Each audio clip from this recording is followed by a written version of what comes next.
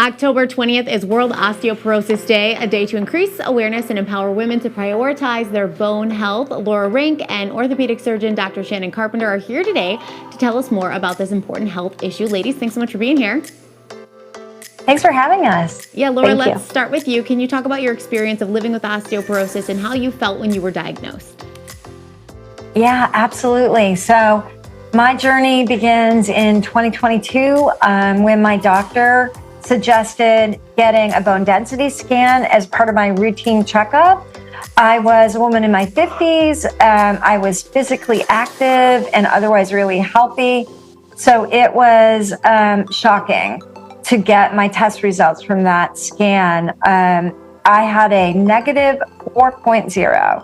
And you may not know what that is. I certainly didn't know what that was at the time. So when I asked my doctor, he said, well, that's a number that I would typically see with a 90-year-old woman, not a woman in her 50s. And so, I was diagnosed with osteoporosis. And, I learned that it's a disease that was weakening my bones and putting me at risk for fracture. And so I said, I'm going to take it upon myself to reverse this disease. I'm going to make healthy life, choices, diet and exercise and all of it. And I did that for a year. At the end of the year, I had a follow-up scan, and guess what? My bone density had gotten a lot worse. It had declined further. And that's when I learned, osteoporosis is a progressive disease. And I needed to have a conversation with my doctor. So we got together, talked about treatment options. We picked the treatment best for me. I started that journey. And I am proud to say that 3 weeks ago, I had a follow-up scan, and I have now built back 20% of my bone density, and I am definitely headed in the right direction. That's great. Dr. Carpenter, can you tell us a little bit about osteoporosis and the risks associated with it? Of course. First, I just want to say thank you to Amgen for partnering with us to bring this message to your viewers. But osteoporosis is a very common progressive disease, like Laura said. It is silent, typically, meaning there are no signs or symptoms until you actually have a fracture. So it's super important to get it checked out early with one of those DEXA scans. It typically occurs most frequently in women around the age of menopause. When the estrogen leaves our body, that can lead to a loss of bone strength.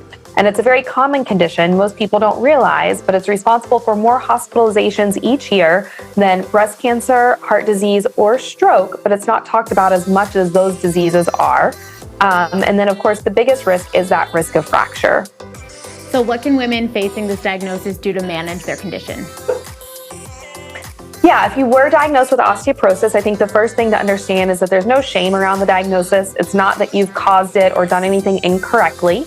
I'm an orthopedic surgeon who specializes in bone health. I'm not Laura's doctor, but I would recommend you going to your doctor to talk to them about treatment options to help strengthen your bones and prevent fractures.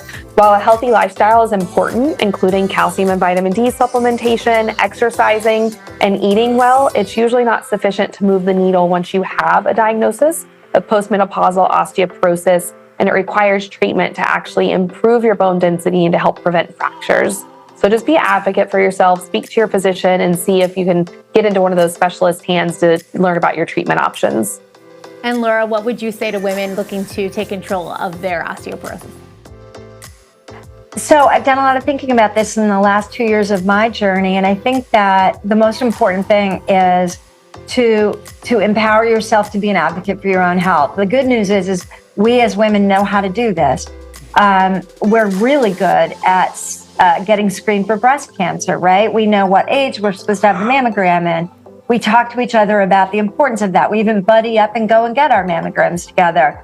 We need to think about bone density scans as essential to our wellness and our overall health. I think we need to think of a bone density scan the same way we do mammograms. We need to demand that scan and not to wait until we've broken a bone or fractured in order to get that diagnosis. My mom and my grandmother both had osteoporosis, and they both broke hips in their lifetime. And I watched them lose their mobility, their independence, and even their joy when they were unable to do the things they wanted to do in their life.